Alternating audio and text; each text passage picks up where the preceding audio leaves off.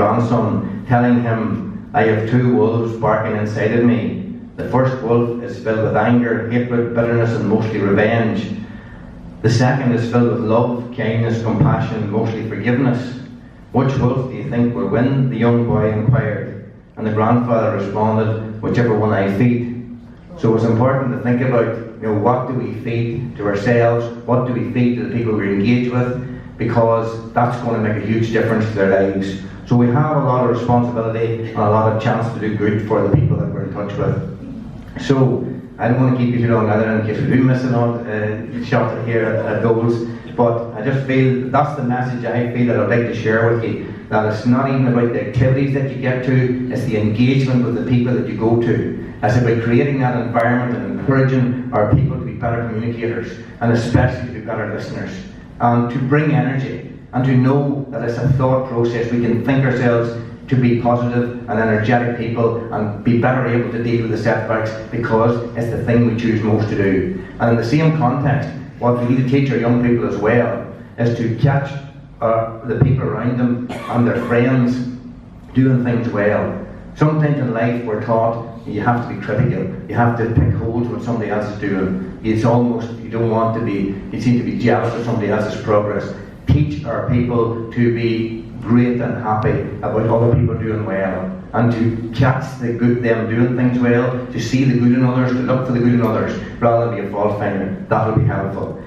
Because there's a couple of things here, just two alternatives to tell you. There's two ways, I suppose, of living life, and this is one of them.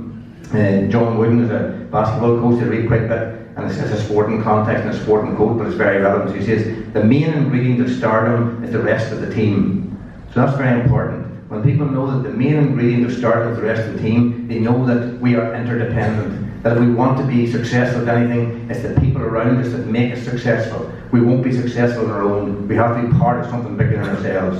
And the alternative is to be a me kind of person. And this brings you into the realm of what we might call the rat race. So and the little quotation here that I have for this sorts this out. It says, "The problem with being in a rat race is that even if you win, you're still a rat." So we want to be careful of that. And the last little thing I tell you, I really want the message I'd like you to bring back to wherever you go is a message of optimism, a message of possibilities and positivity of what can be done rather than what is too difficult to face. Just that is a good thing to bring to people. And this little story again about an optimist. Anyway, it says it was a story of identical twins. One was a hope-filled optimist. Everything was coming up roses, he would say. The other twin was a sad and hopeless pessimist. He thought that Murphy, as in Murphy's Law, was an optimist. The worried parents of the boys brought them to the local psychologist. He suggested to the parents a plan to balance the twins' personalities. On their next birthday, put them in separate rooms to open their gifts. Give the pessimist the best toys you can afford, and give the optimist a box of manure. The parents followed these instructions and carefully observed the results. When they peeked in on the pessimist, they heard him audibly complaining, "I don't like the colour of this computer. I bet someone's got a better calculator than this. I don't like this game. I know someone's got a bigger toy car than this." Tiptoeing across the corridor, the parents peeked in and saw the little optimist gleefully throwing the manure up in the air. "You can't fool me. Where there's this much manure, there's got to be a pony." So, anyway,